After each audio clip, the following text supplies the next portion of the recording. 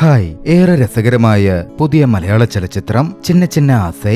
ഇന്ദ്രൻസും മധുബാലയും പ്രധാന കഥാപാത്രങ്ങളായി എത്തിയ ചലച്ചിത്രം വളരെയധികം പ്രേക്ഷക ശ്രദ്ധ പിടിച്ചുപറ്റിയിരുന്നു. വർഷ വാസുദേവ് സംവിധാനം ചെയ്ത ഈ ചലച്ചിത്രത്തിന്റെ കഥ നമുക്കൊന്ന് കേട്ടുനോക്കിയാലോ? സിനിമ ഇപ്പോൾ ജിയോ ഹോട്ട്സ്റ്റാറിൽ സ്ട്രീം ചെയ്യപ്പെടുന്നുണ്ട്. കാണാൻ താല്പര്യമുള്ളവർ അവിടെ നിന്നും കാണുമല്ലോ. വിശദമായ കഥയിലേക്ക് പോകുന്നതിന് മുമ്പ് സിനിമാ കഥകൾ കേൾക്കാൻ ഇഷ്ടപ്പെടുന്ന പുതിയ കൂട്ടുകാരുണ്ടെങ്കിൽ നമ്മുടെ ചാനൽ ഒന്ന് സബ്സ്ക്രൈബ് ചെയ്യണേ. കൂട്ടുകാർക്ക് ഷെയർ ചെയ്ത് കൊടുക്കുകയും കമന്റ് ചെയ്യുകയും ലൈക്ക് ചെയ്യുകയും ചെയ്യൂ. കഥ ആരംഭിക്കുന്നത് വാരണാസിയിലേക്ക് എത്തിച്ചേരുന്ന ലീല എന്ന പേരുള്ള 52 വയസ്സുകാരി സ്ത്രീയെ പരിചയപ്പെടുത്തിക്കൊണ്ടാണ്.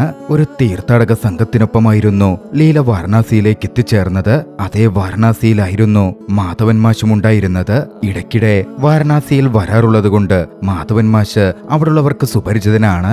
മാഷ് അങ്ങനെ ഘാട്ടേരിയിലൂടെയൊക്കെ കറങ്ങി നടന്ന് ഒടുവിൽ പതിവായി ചായ കുടിക്കുന്നവരിടത്തേക്ക് എത്തി. പരിചിതനായ ആ ചായക്കടക്കാരനിൽ നിന്ന് ചായയും വാങ്ങി കുടിച്ച് മാധവൻ മാഷ് അവിടെ തുടരുമ്പോ ആ കടക്കാരൻ മാഷിനോടൊരു കാര്യം പറഞ്ഞു. സൗത്തിൽ നിന്നുള്ള ആളാണെന്ന് തോന്നുന്നു. ഒരു സ്ത്രീ അപ്പറെ മാറിയിരുന്ന് കരയുന്നുണ്ട്. ചോദിച്ചിട്ടൊന്നും പറയുന്നുമില്ല.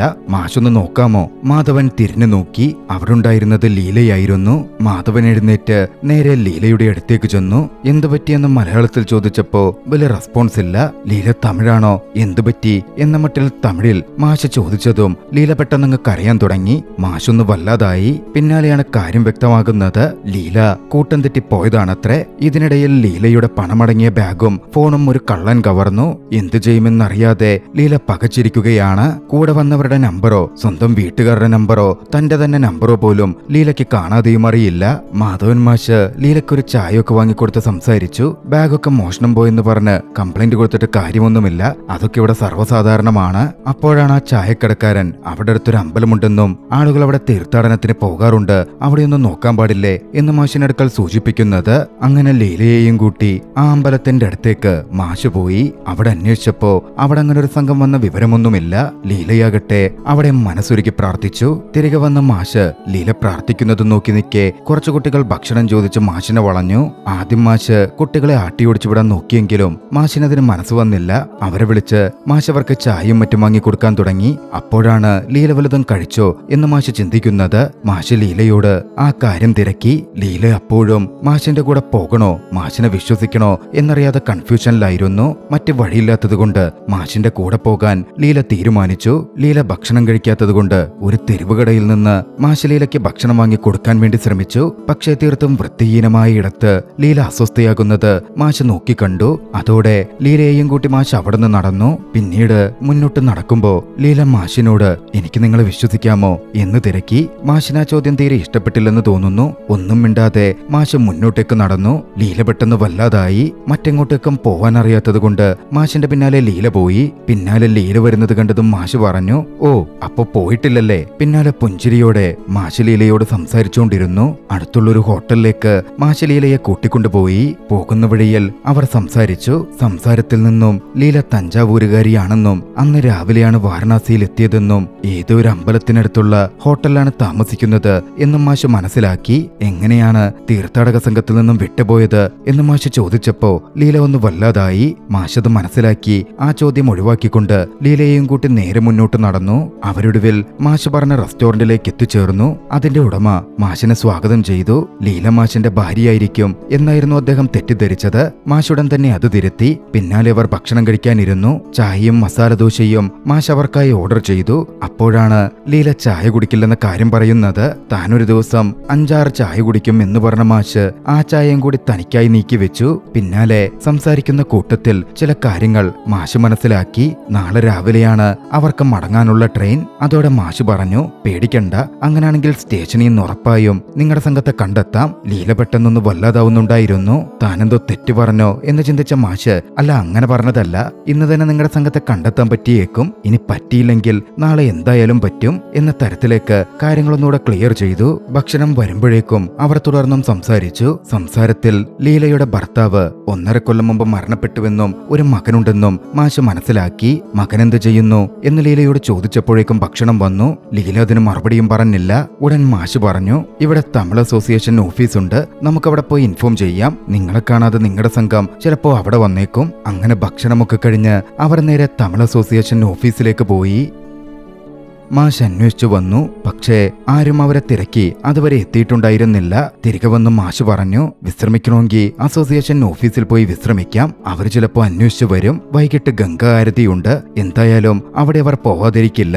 അങ്ങനെ ലീലയെ തമിഴ് അസോസിയേഷൻ ഓഫീസിലിരുത്തി മാഷൊന്ന് പുറത്തേക്കിറങ്ങി. തമിഴ് അസോസിയേഷൻ ഓഫീസിൽ മധ്യവയസ്കനായ ഒരു വ്യക്തി ഉണ്ടായിരുന്നു. അയാളാകട്ടെ ലീലയെ കണ്ടതും ലീലയെ വളയ്ക്കാനുള്ള ശ്രമങ്ങൾ ആരംഭിച്ചു. തന്റെ ഭാര്യയും മകനും ചേർന്ന് തന്നെ ചതിച്ചു കൊല്ലാൻ നോക്കി എന്ന തരത്തിലുള്ള ഒരു കഥയൊക്കെ ഉണ്ടാക്കി ലീലയോട് അയാൾ തട്ടിവിട്ടുകൊണ്ടിരുന്നു. ലീലയ്ക്കാണെങ്കിൽ അയാളുടെ നീക്കം എങ്ങോട്ടേക്കാണെന്ന് നന്നായി മനസ്സിലാകുന്നുണ്ട്.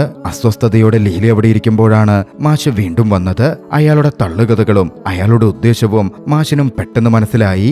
മാഷ് വന്നതും ലീല ഓഫീസിൽ നിന്ന് നേരെ പുറത്തേക്കിറങ്ങി. മാഷും ലീലയുടെ പിന്നാലെ ചെന്നു. പോകുമ്പോ മാഷ് അവളോട് ചോദിച്ചു, അയാൾ ഒരുപാട് ബുദ്ധിമുട്ടിച്ചോ? ഇല്ലെന്ന് ലീല തലകുലുക്കി. പിന്നീട് വാരണാസി കാഴ്ചകൾ കണ്ട് മുന്നോട്ട് നടക്കവേ ലീല പറഞ്ഞു, ഞാൻ ഉദ്ദേശിച്ച പോലൊന്നുമല്ല ഇവിടം. ഉടൻ മാഷിന്റെ മറുപടി വന്നു, നിങ്ങൾ എങ്ങനെ കാണണമെന്ന് ആഗ്രഹിച്ചോ അങ്ങനൊന്ന് ചുറ്റിലും നോക്കൂ, അപ്പോൾ കാണാം നിങ്ങൾ ആഗ്രഹിക്കുന്ന വാരണാസിയെ. പിന്നീട് അങ്ങോട്ടേക്ക് ലീല താൻ ആഗ്രഹിച്ച പോലെ വാരണാസിയെ കാണാൻ ശ്രമിച്ചു. അതിമനോഹരമായ വാരണാസിയുടെ കാഴ്ചകൾ അതെല്ലാം ലീലയുടെ കണ്ണുകളിലൂടെ കടന്നുപോയിക്കൊണ്ടേയിരുന്നു. മാഷും ലീലയ്ക്കൊപ്പം സഞ്ചരിച്ചു കൊണ്ടിരുന്നു. ഒടുവിലവർ അവിടെ ഒരു ബെഞ്ചിലിരുന്ന് ഗംഗയും നോക്കി സംസാരിക്കാൻ തുടങ്ങി. ആ സമയം പഞ്ഞിമിഠായി വാങ്ങാമോ എന്ന് ചോദിച്ച് ഒരു കുട്ടി അവിടെ വന്നു. വേണ്ടെന്നായിരുന്നു ലീല പറഞ്ഞത്. പക്ഷെ ആ കുട്ടിയെ വെറും കൈയോടെ വിടാൻ നല്ല മനസ്സിനുടമയായ മാധവൻ മാഷിന് സാധിച്ചില്ല. മാഷൊരെണ്ണം വാങ്ങി. മാഷിന്റെ നല്ല മനസ്സും പ്രവൃത്തിയുമൊക്കെ ലീല നോക്കിക്കാണുന്നുണ്ടായിരുന്നു. ലീല പിന്നാലെ മാഷിനോട് ചോദിച്ചു, എന്നെ എന്തിനാ ഇങ്ങനെ സഹായിക്കുന്നത്? മാഷൊന്നും പറഞ്ഞില്ല. നിങ്ങളെപ്പറ്റിയൊന്നും പറഞ്ഞില്ലല്ലോ എന്ന് ലീല ചോദിച്ചതും, നീ അതിനൊന്നും ചോദിച്ചില്ലല്ലോ എന്നായിരുന്നു മാഷിന്റെ മറുപടി. പിന്നാലെ മാഷ് തന്നെപ്പറ്റിയും തന്റെ കുടുംബത്തെപ്പറ്റിയും പറഞ്ഞു. എന്റെ പേര് Madhavan master, retired UP school ടീച്ചറാണ്. ഒരു മോളുണ്ട്, ജാനകി. അവളിവിടെ ബനാറസ് യൂണിവേഴ്സിറ്റിയിൽ കഥക്കിൽ മാസ്റ്റേഴ്സ് ചെയ്യുകയാണ്. അവളെ കാണാൻ ഇടയ്ക്കൊക്കെ ഞാൻ ഇവിടെ വരാറുമുണ്ട്. മാഷിന്റെ മകൾ ഡാൻസറാണെന്ന് കേട്ടപ്പോ ലീലയുടെ മുഖത്ത് എന്തോ ഒരു സന്തോഷം വിരിയുന്നുണ്ടായിരുന്നു. പിന്നാലെ മാഷിന്റെ ഭാര്യയെപ്പറ്റിയും ലീല ചോദിച്ചു. ജാനകിയെ തന്ന് അവൾ പോയെന്നായിരുന്നു മാഷിന്റെ മറുപടി. ലീല പിന്നാലെ തന്റെ മകനെ പറ്റി പറഞ്ഞു. മണികണ്ഠൻ എന്നാണ് അവന്റെ പേര്. തന്റെ ഭർത്താവിന്റെ ആദ്യ ഭാര്യയിലെ മകൻ. ഡൽഹിയിൽ കുടുംബത്തോടൊപ്പം അവൻ സെറ്റിൽഡ് ആണ്. ആദ്യ ഭാര്യയുടെ മരണശേഷമായിരുന്നു അദ്ദേഹം ലീലയെ വിവാഹം കഴിച്ചത്. രോഹിത് എന്നു പേരുള്ള ഒരു പേരക്കുട്ടിയുണ്ട്. അവനെപ്പോലും കണ്ടിട്ട് ഒരുപാട് കാലമായെന്ന് ലീല ഒരു വേദനയോടെ പറഞ്ഞു. പിന്നാലെ കൂട്ടിച്ചേർത്തു, ഒരു തരത്തിൽ നോക്കിയാൽ ഈ സമാധാനം ഇതാണ് ഏറ്റവും നല്ലത്. പക്ഷെ എപ്പോഴും സമാധാനം കൊണ്ട് മാത്രം ആവില്ലല്ലോ. ആ പറച്ചിലിൽ വല്ലാത്തൊരു വേദനയും സ്നേഹമാഗ്രഹിക്കുന്ന ഒരു മനസ്സും വ്യക്തമായി കാണാൻ പറ്റുന്നുണ്ടായിരുന്നു. മാഷിനും അത് മനസ്സിലായി. മാഷ് പെട്ടെന്ന് ആ വിഷയം മാറ്റി ചോദിച്ചു, എന്തായാലും ഇവിടെ കറങ്ങാൻ വന്നതല്ലേ, ഗംഗാരതിക്ക് സമയമുണ്ട്, ഞാൻ ഇവിടെയൊക്കെ ചുറ്റിക്കാണിക്കാം, വേണമെങ്കിൽ എനിക്ക് ഗേറ്റ് ഫീസ് തന്നോ? ലീലയ്ക്ക് മാഷിന്റെ കൂടെ പോവാൻ സന്തോഷമേ ഉണ്ടായിരുന്നുള്ളൂ. അവർ അങ്ങനെ ഓരോ ഇടങ്ങളും ചുറ്റിക്കാണാൻ തുടങ്ങി. ഒരിടത്ത് പോയപ്പോ മാഷ് ലീലയുടെ ഭംഗിയൊന്ന് ആസ്വദിച്ചു. ലീലയുടെ ഒരു ഫോട്ടോ മൊബൈലിൽ പകർത്താൻ വേണ്ടി എടുത്തു. പിന്നെ അത് വേണ്ടെന്ന് വെച്ച് ഫോൺ എടുത്തു വെക്കുകയും ചെയ്തു. പിന്നീട് ഒരിടത്തിരുന്നവർ വീണ്ടും സംസാരിച്ചു. ലീലയ്ക്ക് മാഷിനോടൊരടുപ്പം കൂടി വരുന്നുണ്ടായിരുന്നു. സുബ്ബു പറഞ്ഞ് അവിടെ നല്ല ലസ്സിയൊക്കെ കിട്ടുമെന്ന് താൻ കേട്ടിട്ടുണ്ട്, തനിക്കത് വാങ്ങിത്തരാമോ എന്ന മട്ടിൽ ലീല ചോദിച്ചു. പിന്നാലെ താൻ ചോദിച്ചത് കടന്നുപോയോ എന്ന് ചിന്തിച്ച് അങ്ങനെ ഞാൻ ചോദിക്കാമോ എന്നും ലീല തിരക്കി. മാഷൊന്നും മിണ്ടിയില്ല. മാറിയിരുന്ന് പ്രാവുകൾക്ക് കുറച്ച് തീറ്റ കൊടുത്തു. പിന്നാലെ ലീല വേറെ എവിടെയെങ്കിലും യാത്ര പോയിട്ടുണ്ടോ എന്ന് തിരക്കി. ഭർത്താവിന്റെ ട്രീറ്റ്മെന്റിന് വേണ്ടി ഡൽഹിയിൽ കുറച്ചു തവണ പോയിട്ടുണ്ട് എന്ന് മാത്രമായിരുന്നു ലീല പറഞ്ഞത്.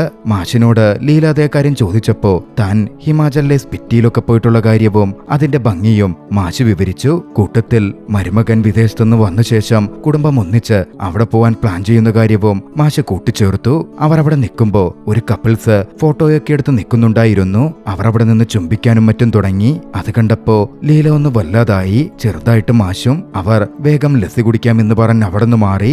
മാഷ് ലസ്സിക്കടയിൽ കൊണ്ടുപോയി ലീലയ്ക്ക് ലസ്സി വാങ്ങിക്കൊടുത്തു. ഇതൊക്കെ കഴിച്ച് ആരോഗ്യത്തിന് വല്ലതും പറ്റുമോ എന്നായിരുന്നു ലീലയുടെ പേടി. മാഷ് പക്ഷേ എന്നെ ഉദ്ദേശിച്ചാണോ അതോ നിങ്ങളെ ഉദ്ദേശിച്ചാണോ എന്നായിരുന്നു തിരികെ ചോദിച്ചത്. ലീല ചിരിക്ക മാത്രം ചെയ്തു. ഞാനിതിടയ്ക്ക് കഴിക്കുന്നതാണെന്ന് പറഞ്ഞ് മാഷും ലീലയും അവിടെ നിന്ന് ലസ്സി കഴിച്ചു. തുടർന്നവർ ഭക്ഷണകാര്യങ്ങളെപ്പറ്റി സംസാരിച്ചു. വലിയൊരടുപ്പം അവർക്കിടയിൽ വളരുന്നുണ്ടായിരുന്നു. ലസ്സി കഴിച്ച് കുറച്ചു ദൂരം പോയതും മാഷിന് വല്ലാതെ ഛർദ്ദിക്കാൻ വന്നു. മാഷ് ഛർദ്ദിയും തുടങ്ങി. ഇത് കണ്ട് ലീലയ്ക്ക് ചിരിയടക്കാൻ പറ്റുന്നുണ്ടായിരുന്നില്ല. കുറച്ചു മുമ്പ് താൻ വലിയ ആരോഗ്യവാനാണ്, ഒരു കുഴപ്പമില്ല എന്നൊക്കെ പറഞ്ഞ വ്യക്തിയാണല്ലോ ഇപ്പോൾ അതാ നിന്ന് ഛർദ്ദിക്കുന്നു. അവര് വീണ്ടും പോയി ഗംഗാതീരത്തിരുന്നു. അപ്പോഴാണ് ഒരു കുട്ടി നദിയിലൊഴുക്കാനുള്ള പുഷ്പങ്ങളടങ്ങിയ ദീപം വെക്കാൻ പറ്റുന്ന ഒരു പ്ലേറ്റുമായിട്ടെത്തിയത്. അത് വാങ്ങാൻ ലീലയെ അവൾ നിർബന്ധിച്ചുകൊണ്ടിരുന്നു. മാഷാകട്ടെ പട്ടം പറത്തിക്കൊണ്ടിരിക്കുകയായിരുന്നു. ഒടുവിൽ മാഷിനെ വിളിച്ച് മാഷിന്റേന്ന് 100 രൂപ വാങ്ങി ആ കുട്ടിക്ക് കൊടുക്കാൻ ലീല ശ്രമിച്ചു. പക്ഷെ ആ കുട്ടി പണം വാങ്ങാൻ കൂട്ടാക്കിയില്ല. ഒന്നുകിൽ ഈ വസ്തു വാങ്ങാം, പണം മാത്രം തനിക്ക് വേണ്ടെന്ന് പറഞ്ഞ് അവൾ പോയി. ഈ കുട്ടികളൊന്നും വിദ്യാലയത്തിൽ പോകുന്നില്ലല്ലോ എന്നോർത്ത് ലീല കുറച്ച് വിഷമത്തോടെ മാഷിനോട് സംസാരിച്ചു. അപ്പോഴാണ് ജാനകി വിളിച്ചിരുന്ന കാര്യം മാഷ് ശ്രദ്ധിക്കുന്നത്. മാഷ് ജാനകിയെ തിരികെ വിളിച്ചു. പക്ഷേ ജാനകി ഫോൺ എടുക്കുന്നുണ്ടായിരുന്നില്ല. അവൾ ഡാൻസ് പെർഫോമൻസിലായിരുന്നു. മറുവശത്ത് ലീലയുടെ സംഘം തമിഴ് അസോസിയേഷൻ ഓഫീസിലെത്തിയിരുന്നു. ലീലയെ കാണാതെ അവർ അവിടെ വെയിറ്റ് ചെയ്യാൻ തുടങ്ങി. മാഷ് അവിടെ ഉണ്ടായിരുന്ന അനൗൺസ്മെന്റ് സെന്ററിൽ പോയി ലീലയുടെ പേരും മറ്റും പറഞ്ഞു. അനൗൺസ്മെന്റ് നടത്താൻ വേണ്ടി ആവശ്യപ്പെടുകയും ചെയ്തു. പിന്നെ മുമ്പോട്ട് പോകുമ്പോഴാണ് ലീല മാഷിനോട് ചോദിക്കുന്നത് ഇന്ന് മാഷിന് മറ്റെന്തെങ്കിലും പ്ലാൻ ഉണ്ടായിരുന്നുവെന്ന്. അപ്പോഴാണ് അടുത്ത ദിവസം ജാനകിയുടെ ബർത്ത്ഡേ ആണെന്നും അവൾക്കൊരു സാരി വാങ്ങണം എന്ന് താൻ ഉദ്ദേശിച്ചിരുന്നു എന്ന കാര്യവും മാഷ് പറയുന്നത്. സാരി എടുക്കാൻ തന്നെ സഹായിക്കാമോ എന്ന് ലീലയോട് മാഷ് ചോദിച്ചു. ലീലയും സമ്മതിച്ചു. പക്ഷേ ഷോപ്പിലേക്ക് അവിടുന്ന് കുറച്ച് ദൂരമുണ്ട്. അപ്പോഴാണ് ലീല തന്റെ ഒരു ആഗ്രഹം പറഞ്ഞത്. ലീലയ്ക്ക് സൈക്കിൾ റിക്ഷയിൽ യാത്ര ചെയ്യണമെന്നുണ്ടായിരുന്നു. മാഷ് അത് സാധിച്ചു കൊടുത്തു. സൈക്കിൾ റിക്ഷയിൽ യാത്ര ചെയ്ത് അവർ തുണിക്കട ലക്ഷ്യമാക്കി നീങ്ങി. വലിയൊരു സന്തോഷം ഇരുവരും പങ്കുവെക്കുന്നുണ്ടായിരുന്നു. ചുറ്റുമുള്ള കാഴ്ചകൾ കണ്ട് ആസ്വദിച്ച് കുറെ സംസാരിച്ച് അവർ ഒടുവിൽ തുണിക്കടയിലെത്തി. അവരങ്ങനെ ഒരു സാരി സെലക്ട് ചെയ്തു. അപ്പോഴാണ് അവിടെ ബൈ വൺ ഗെറ്റ് വൺ എന്ന ബോർഡുണ്ടായത് കണ്ടത്. അതോടെ ഒരു സാരി ലീലയോടെടുക്കാനും മാഷ് പറഞ്ഞു. ലീല ഒരു സാരി എടുത്തു. അതൊടുത്തു വന്നപ്പോ അവർ അത്രമേൽ ഭംഗിയുള്ള ഒരു സ്ത്രീയായി കാണപ്പെട്ടിരുന്നു. മാഷ് ലീലയെ തന്നെ നോക്കി നിന്നു. പിന്നാലെ പെട്ടെന്ന് പുറത്തുപോയി കുറച്ച് മുല്ലപ്പൂ വാങ്ങി വന്നു. അത് ലീലക്ക് വെച്ചുകൊടുക്കാൻ ആ കടയിലെ സ്ത്രീയോട് മാഷ് ആവശ്യപ്പെട്ടു. ലീല പക്ഷേ അതിൽ പെട്ടെന്ന് വല്ലാതായി പോയിരുന്നു. ലീലയുടെ മുഖം മാറി. മാഷ് അത് ശ്രദ്ധിച്ചു. വൈകാതെ ആ 2 സാരിയും പാക്ക് ചെയ്തെടുത്ത് അവർ അവിടെ നിന്നിറങ്ങി. ലീല മാഷ് അങ്ങനെ പൂവൊക്കെ വാങ്ങിയതിൽ വല്ലാതെ അസ്വസ്ഥയായിരുന്നു. മാഷ് ലീലയോട് പറഞ്ഞു സാരിക്ക് മുല്ലപ്പൂ നല്ല ചേർച്ചയായിരിക്കും, അതുകൊണ്ടാ ഞാൻ. അപ്പോഴാണ് മാഷിന്റെ ഫോൺ ബെല്ലടിച്ചത്. വിളിക്കുന്നത് മോളായിരുന്നു. ഡാൻസ് പെർഫോമൻസ് ഒക്കെ കഴിഞ്ഞ് അച്ഛന്റെ മിസ് കോൾ കണ്ടു വിളിച്ചതാണ് അവൾ. മാഷ് എവിടെയാണെന്നും ഭക്ഷണം കഴിക്കാൻ എത്തില്ലേ എന്ന തരത്തിലുമൊക്കെ ലീല ചോദിച്ചു. നാട്ടിൽ നിന്ന് തന്റെ ഒരു ഫ്രണ്ട് ഉണ്ടെന്നും അതുകൊണ്ട് പറ്റില്ലെന്നുമൊക്കെയായിരുന്നു മാഷ് പറഞ്ഞത്. അതേത് ഫ്രണ്ടാണെന്നൊക്കെ ജാനകി കുത്തി കുത്തി ചോദിച്ചു. മാഷ് പക്ഷേ ഉരുണ്ട് കളിച്ചു. എന്താ ചെയ്യാൻ പോകുന്നു എന്ന് ജാനകി ചോദിച്ചപ്പോ ഞങ്ങൾ കഴിക്കാൻ പോകുന്നു എന്നായിരുന്നു മാഷ് പറഞ്ഞത്. എങ്കിൽ ഞാനും കൂടെ വരാം എന്നായി ജാനകി. പക്ഷെ വേണ്ടെന്നും താൻ വൈകിട്ട് ഹോസ്റ്റലിലേക്ക് വന്നേക്കാം എന്നും പറഞ്ഞ മാഷ് അതിൽ നിന്ന് ഒഴിഞ്ഞു മാറി. ഭക്ഷണം കഴിച്ച് മരുന്ന് കഴിക്കാൻ മറക്കണ്ട എന്ന് ജാനകി പ്രത്യേകിച്ച് ഓർമ്മിപ്പിച്ചു. നാളത്തെ കാര്യം അറേഞ്ച് ചെയ്തോ എന്നും ജാനകി എടുത്തു ചോദിച്ചു. അപ്പോഴാണ് മാഷക്കാര്യം ഓർക്കുന്നത് തന്നെ. താൻ ശരിയാക്കിക്കോളാം എന്ന് പറഞ്ഞ് മാഷ് ഫോൺ കട്ട് ചെയ്തു. പിന്നാലെ തനിക്ക് ചെയ്യാനുള്ള പ്രധാന കാര്യത്തെപ്പറ്റി മാഷ് ലീലയോട് സൂചിപ്പിച്ചു. അങ്ങോട്ടേക്ക് പോയാലോ എന്ന് തിരക്കി. ലീല അപ്പോഴും വല്ലാത്ത പരിഭവത്തിലാണ്. തന്നോട് സോറി പറയാൻ മാഷിനോട് ലീല ആവശ്യപ്പെട്ടു. മാഷും ഒരു ഈഗോയും കൂടാതെ സോറി പറഞ്ഞു. അങ്ങനെ അവർ ഒരുമിച്ച് ആ ഇടത്തേക്ക് പോയി. കുറച്ചു ദൂരം നടന്നപ്പോ അവശതയായപ്പോ ഇരുവരും വിശ്രമിക്കാനിരുന്നു. അപ്പോഴാണ് മുന്നിലൊരു വീട്ടിൽ ഭാര്യയും ഭർത്താവും വഴക്കിട്ട് പോകുന്നത് അവർ കണ്ടത്. ലീല മാഷിനോട് മാഷും ഭാര്യയും ഇതേപോലെ വഴക്കിടുമായിരുന്നു എന്ന് ചോദിച്ചു. തന്റേത് 1.5 കൊല്ലം മാത്രം നീണ്ട ഒരു ദാമ്പത്യ ബന്ധമായിരുന്നുവെന്നും വഴക്കിടാനൊന്നും പറ്റിയിട്ടില്ല, അതിനുള്ള നേരവും ഉണ്ടായിട്ടില്ല എന്ന മട്ടിലായിരുന്നു മാഷ് മറുപടി പറഞ്ഞത്. ലീല തന്റെ അവസ്ഥ വിശദീകരിച്ചു. ചെറിയ കാര്യങ്ങൾക്ക് പോലും ലീലയുടെ ഭർത്താവും ലീലയും വഴക്കായിരുന്നു. ലീലയുടെ ഭർത്താവിന് മോനെ നോക്കാൻ ഒരു വീട്ടുജോലിക്കാരിയെ മാത്രമേ ആവശ്യമുണ്ടായിരുന്നുള്ളൂ. അത്തരത്തിലായിരുന്നു അയാൾ ലീലയെ പരിഗണിച്ചിരുന്നതും. ലീലയുടെ വിഷമങ്ങളും മറ്റും മാഷ് അങ്ങനെ കേട്ടിരുന്നു. പിന്നാലെ അവരൊന്നിച്ച് ആ ഒരിടത്തേക്ക് ചെന്നു. മാഷ് അവിടെ 50 ബിരിയാണിയുടെ ഓർഡർ കൊടുത്തു. സമയം 1 മണി ആയിക്കഴിഞ്ഞിരുന്നു. മാഷും ലീലയും കൂടി അവിടെ ഇരുന്ന് ബിരിയാണി കഴിച്ചു. അപ്പോഴാണ് ആ ബിരിയാണി ഷോപ്പിന്റെ ഓണറും മക്കളും തമ്മിൽ സംസാരിക്കുന്നതും സ്നേഹത്തോടെ ഇടപഴകുന്നതും മാഷ് കാണുന്നത്. മാഷ് വേഗം ജാനകിയുടെ കാര്യം ഓർത്തു. ജാനകിയെ വിളിച്ചു. നേരത്തെ ജാനകിയോട് ലീലയുടെ കാര്യത്തിൽ കളവ് പറഞ്ഞിരുന്നല്ലോ, അത് തെറ്റാണെന്ന് മാഷിന് തോന്നി. മാഷ് എല്ലാം തിരുത്തി സത്യങ്ങൾ ജാനകിയോട് വിളിച്ചു പറഞ്ഞു. ഉടൻ ജാനകിയുടെ മറുപടി വന്നു. എന്റെ മാഷെ, എന്നോടെന്തിനാ ഈ എക്സ്പ്ലനേഷൻ? ഇനിയിപ്പോ പ്രേമമാണെങ്കിലും എനിക്ക് കുഴപ്പമൊന്നുമില്ല. ഇനി നിങ്ങൾ കല്യാണം കഴിക്കാൻ തീരുമാനിച്ച ഞാനത് നടത്തിത്തരും. ജാനകി അതൊക്കെ പറഞ്ഞു കേട്ടപ്പോ മാഷൊന്ന് വല്ലാതായി. ഒന്ന് പോയിടി എന്ന് പറഞ്ഞ് മാഷ് ഫോൺ കട്ട് ചെയ്തു. ബിരിയാണിയൊക്കെ കഴിച്ച ശേഷം മാഷ് ലീലയെയും കൂട്ടി അടുത്തൊരിടത്തേക്ക് പോയി. പ്രായമേറിയവരും മരണം കാംക്ഷിച്ച് വാരണാസിയിൽ എത്തിച്ചേരുന്നവരും താമസിക്കുന്ന ഒരിടം. അങ്ങോട്ടേക്കായിരുന്നു ആ ഭക്ഷണത്തിന്റെ ഓർഡർ മാഷ് നൽകിയിട്ടുണ്ടായിരുന്നത്. നാളെ ജാനകിയുടെ പിറന്നാളാണല്ലോ, അതുകൊണ്ട് ഭക്ഷണം കൊടുക്കുന്നതാവാം. ലീലയ്ക്ക് അതൊക്കെ കണ്ട് വല്ലാതാവുന്നുണ്ടായിരുന്നു. മാഷ് ലീലയ്ക്ക് വിശദീകരിച്ചു കൊടുത്തു. ഇവിടെ അഡ്മിഷൻ എടുത്ത് 15 ദിവസത്തിനുള്ളിൽ മരിക്കണം എന്നാണ്. ഇല്ലെങ്കിൽ അഡ്മിഷൻ പിൻവലിച്ച് പോകേണ്ടി വരും. മോക്ഷം കിട്ടാൻ വേണ്ടി ഇവിടെ വന്ന് താമസിക്കുന്നവർ ഏറെയാണ്. ചിലരൊക്കെ മുഴുവൻ സ്വത്തും ഇവിടെ ദാനം ചെയ്ത് കാലാകാലം ഇവിടെ ജീവിക്കും. അവർ പുറത്തിറങ്ങിയപ്പോ ലീല തന്റെ സംശയം പറഞ്ഞു. ഒരാൾ മരിക്കുമെന്ന് അങ്ങനെ തീരുമാനിക്കാൻ പറ്റും? അത് തീരുമാനിക്കുന്നത് ദൈവമല്ലേ? ആ ദൈവത്തെ അറിയോ നിങ്ങൾക്ക് എന്ന് മാഷ തമാശ രീതിയിൽ ചോദിച്ചു. അപ്പോഴാണ് ലീല അത് പറയുന്നത്. എന്നെങ്കിലും ദൈവത്തെ കാണാൻ പറ്റിയാൽ എനിക്കത് ചോദിക്കണം. എനിക്കെന്തിനാണ് ഇങ്ങനൊരു ജീവിതം തന്നതെന്ന്. ഞാൻ നല്ലൊരു ജീവിതം ജീവിച്ചിരുന്നു. എനിക്കറിയില്ല. വേദനയോടെ ലീല പറഞ്ഞുകൊണ്ടിരുന്നു. പിന്നാലെ പെട്ടെന്ന് ബോധത്തിലേക്ക് വന്ന് പറഞ്ഞു, ഇതുപോലെ മനസ്സ് തുറന്ന് ഞാൻ ആരോടും സംസാരിച്ചിട്ടില്ല. ഉടൻ മാഷിന്റെ മറുപടി വന്നു, ഗംഗാരതിക്ക് ഇനിയും ഒരുപാട് സമയമുണ്ട്. ലീല തുടർന്ന് സംസാരിച്ചുകൊണ്ടേയിരുന്നു. മാഷിന്റെ ഇഷ്ടം ജാനകിയുടെ ഡാൻസ് കാണുന്നതാണ് എന്നറിഞ്ഞപ്പോ താൻ പണ്ട് ഡാൻസ് കളിച്ചിരുന്നതിനെ പറ്റിയും ഡാൻസ് ടീച്ചർ ആവാൻ ആഗ്രഹിച്ചിരുന്നതിനെ പറ്റിയുമൊക്കെ മാഷിനോട് വിശദീകരിച്ചു. കല്യാണം കഴിഞ്ഞ് ഒരു തവണയെ ഡാൻസ് കളിച്ചുള്ളൂ. പക്ഷേ അദ്ദേഹത്തിന് ഡാൻസ് തീരെ ഇഷ്ടപ്പെട്ടില്ല. അതോടെ ഡാൻസ് അവസാനിച്ചു എന്നും ലീല വ്യക്തമാക്കി. അവർ വീണ്ടും അവിടുന്ന് നടക്കാൻ തുടങ്ങി. പക്ഷെ പോകുമ്പോ ചിതാഭസ്മമേന്തി വന്നൊരു മനുഷ്യൻ അവരുമായി കൂട്ടിയിടിച്ചു. ചിതാഭസ്മം താഴെ വീണുടഞ്ഞു. അയാളതെല്ലാം വാരിക്കൂട്ടി അവിടുന്ന് നടന്നുപോയി. ലീലയാകെ വല്ലാതായിരുന്നു. മാഷ് ലീലയെയും കൂട്ടി മുന്നോട്ടേക്ക് നടന്നു. വിഷമിച്ചിരിക്കുന്ന അയാളെ കണ്ടെത്തി. അയാളോട് ക്ഷമ പറഞ്ഞു. ലീലയും അയാളോട് സംസാരിച്ചു. ഭാര്യ മരണപ്പെട്ടു പോയതിൽ ഏറെ ദുഃഖിച്ചിരുന്ന വേദനിച്ചിരുന്ന ഒരു മനുഷ്യനായിരുന്നു അത്. അയാളുടെ ഭാര്യ ആത്മഹത്യ ചെയ്യുകയായിരുന്നു. മാഷും ലീലയും അയാളെ സമാധാനിപ്പിച്ചു. ചിതാഭസ്മം ഗംഗയിൽ നിമഞ്ജനം ചെയ്യുമ്പോ അവർ അയാളുടെ കൂടെ നിന്നു. ഒടുവിൽ അയാൾ അവരോട് യാത്ര പറഞ്ഞു മടങ്ങി. പിന്നാലെയാണ് തമിഴ് അസോസിയേഷനിൽ നിന്നും മാഷിന് ഫോൺ വരുന്നത്. അത് കണ്ടതും ലീലയെ പിരിയണമല്ലോ എന്ന് ചിന്തിച്ച് മാഷൊന്ന് വല്ലാതായിരുന്നു. മാഷ് കോൾ എടുത്തു. ലീലയുടെ സംഘം ലീലയെ അന്വേഷിച്ച് അവിടെ വന്നിരുന്നുവെന്നും അവർ ഗൗരിഘട്ടിലുണ്ട് എന്നും മാഷിന് ഇൻഫോർമേഷൻ കിട്ടി. മാഷ് അല്പം വല്ലായികയോടെയെങ്കിലും ലീലയോട് കാര്യം പറഞ്ഞു. ഈ വഴി പോയാൽ അങ്ങോട്ടേക്ക് എത്താം എന്നും പറഞ്ഞ്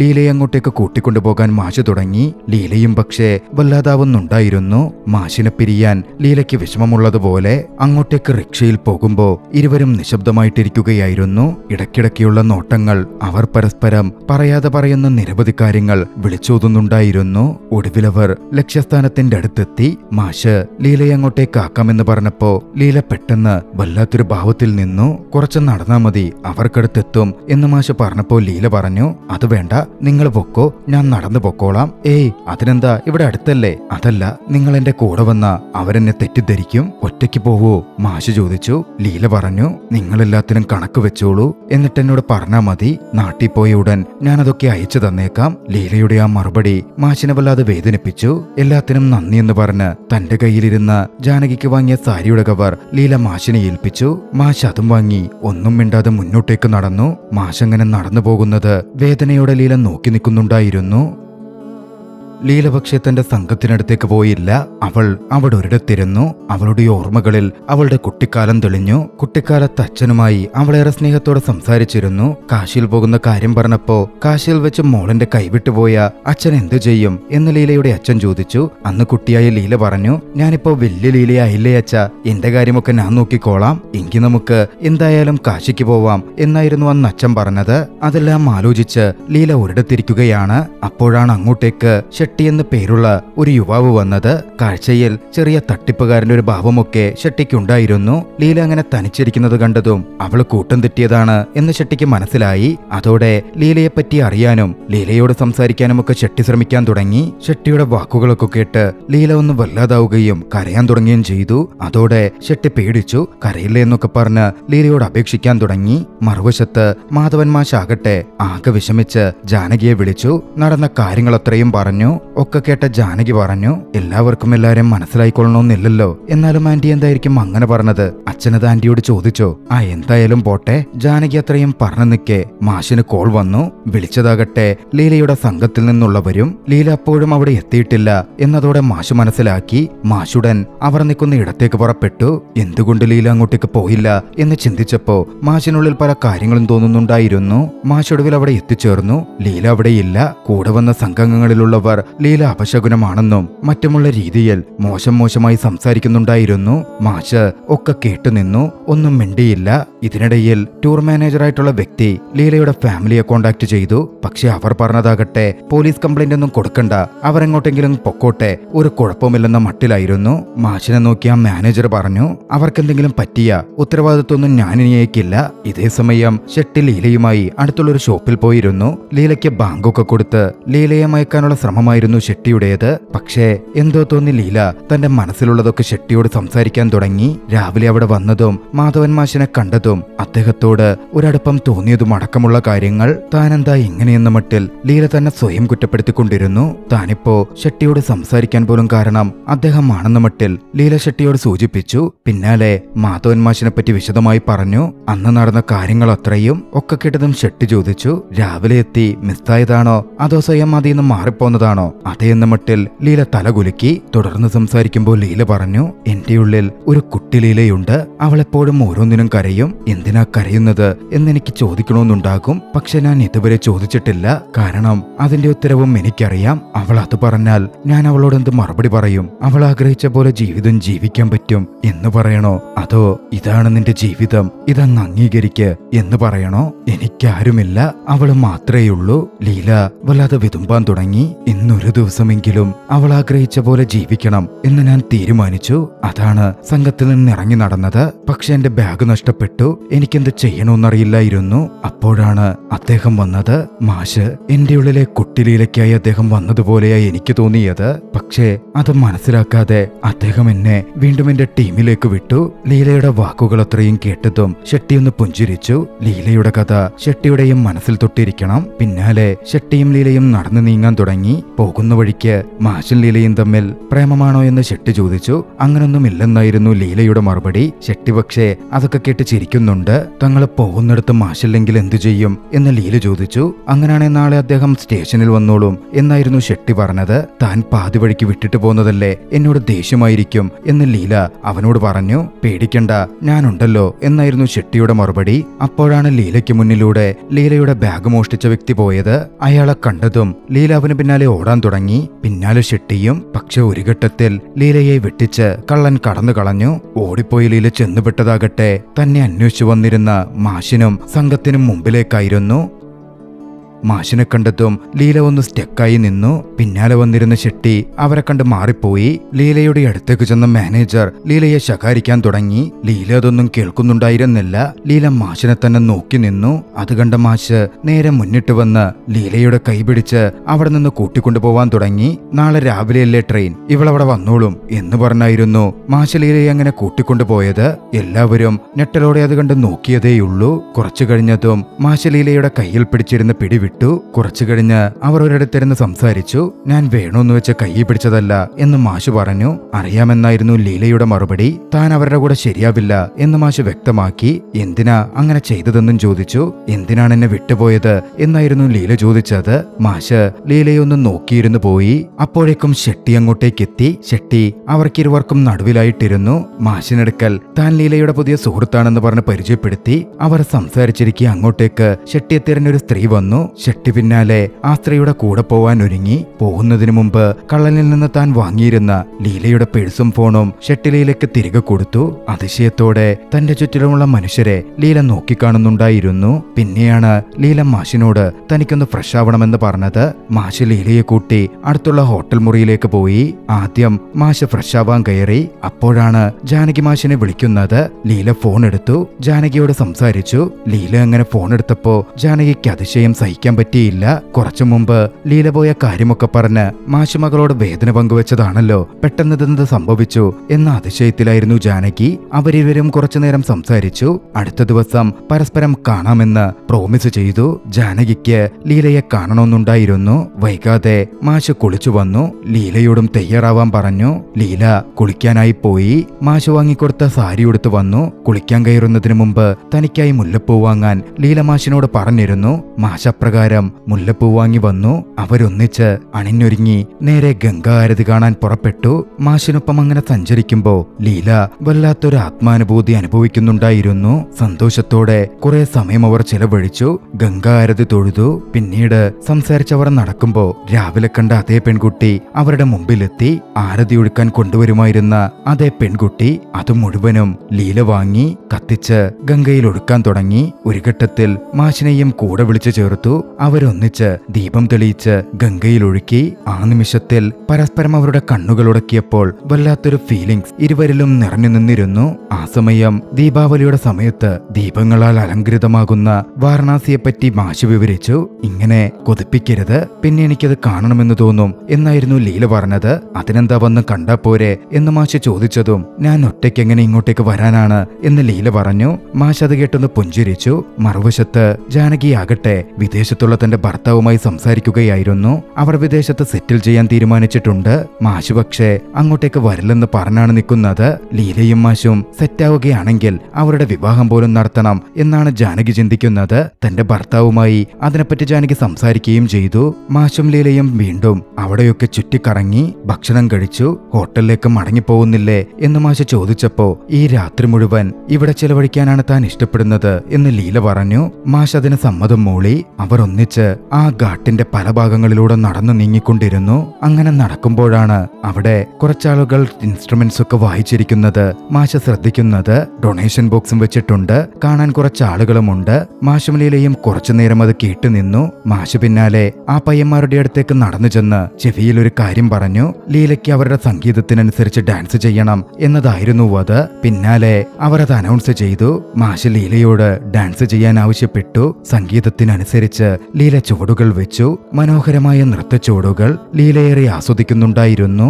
മാഷും സന്തോഷത്തോടെ അത് നോക്കിക്കണ്ടു. ഒടുവിൽ നൃത്തം അവസാനിച്ചപ്പോൾ കരഘോഷം മുഴങ്ങി. പിന്നീട് ലീലയും മാഷും പോരാൻ തുടങ്ങിയപ്പോ മ്യൂസിക് വായിച്ചുകൊണ്ടിരുന്ന വ്യക്തികൾ അവരെ വിളിച്ചു. ഡൊണേഷൻ ബോക്സിൽ നിന്ന് കുറച്ച് പണമെടുത്ത് ഇത് ലീലയ്ക്കുള്ളതാണെന്ന് പറഞ്ഞ് അവർ ലീലയ്ക്ക് കൊടുത്തു. ലീലയുടെ ജീവിതത്തിൽ അവൾക്കാദ്യമായി കിട്ടുന്നൊരു പ്രതിഫലമായിരുന്നു അത്. നടന്നു നീങ്ങിയപ്പോ അത് മാഷിന് തരട്ടെ എന്ന മട്ടിൽ ലീല സൂചിപ്പിച്ചു. തനിക്കത് വേണ്ടെന്നും ഇനി നിർബന്ധമാണെങ്കിൽ എന്തെങ്കിലും വാങ്ങിത്തന്നാൽ മതി എന്നുമായിരുന്നു മാഷ് പറഞ്ഞത്. മുന്നോട്ട് നടന്നു നീങ്ങുമ്പോ അവർ രാവിലെ കണ്ട ചായക്കടക്കാരനെ കണ്ടു. മാഷിനോട് ലീലയുടെ കാര്യം പറഞ്ഞ അതേ ചായക്കടക്കാരൻ അവരെ അപ്പോഴും അങ്ങനെ ഒന്നിച്ചു കണ്ട് അദ്ദേഹം അത്ഭുതപ്പെടുന്നുണ്ടായിരുന്നു. അദ്ദേഹത്തോട് അദ്ദേഹത്തിന്റെ ഭാഷ അറിയില്ലെങ്കിലും ലീല പറഞ്ഞു, നിങ്ങളുടെ ഭാഷ എനിക്കറിയില്ല, പക്ഷേ ഇന്നൊരു ദിവസം എനിക്ക് ഞാനായി ജീവിക്കാൻ കഴിഞ്ഞു. അതിന് കാരണം മാഷാണ്. പക്ഷെ അദ്ദേഹം മാത്രമല്ല, അദ്ദേഹത്തെ എന്റെ അടുക്കലേക്ക് എത്തിച്ചത് നിങ്ങളാണ്. അതിനൊരുപാട് നന്ദിയുണ്ട്. പിന്നാലെ ആ ചായക്കടക്കാരൻ പറഞ്ഞു, താങ്കൾ പറഞ്ഞതൊന്നും എനിക്ക് മനസ്സിലാവുന്നില്ല. പക്ഷെ ഈ വാരണാസിയെപ്പറ്റി ഒരു കാര്യം പറയാറുണ്ട്. ഏവരും വാരണാസിയിൽ വന്ന് എന്തെങ്കിലും ഒന്ന് ഉപേക്ഷിച്ചിട്ടാണ് പോകുന്നതെന്ന്, അതും അവരുടെ ഹൃദയത്തോട് ചേർന്നതൊന്ന്. പക്ഷെ നിങ്ങളുടെ കാര്യത്തിൽ അത് വ്യത്യസ്തമാണ്. പിന്നാലെ അദ്ദേഹം മാഷിന് നേരെ തിരിഞ്ഞ്, മാഷെ നിങ്ങൾ വലിയ ഭാഗ്യവാനാട്ടോ എന്നും കൂടി പറഞ്ഞു. അവർ വീണ്ടും മുന്നിലേക്ക് നടന്നു. അപ്പോഴാണ് അവിടെ ഒരു ജെയിൻ വീൽ കണ്ടത്. ലീലയ്ക്ക് അതിൽ കയറണമെന്ന് തോന്നി. മാഷ് അതിൽ കയറിയില്ല.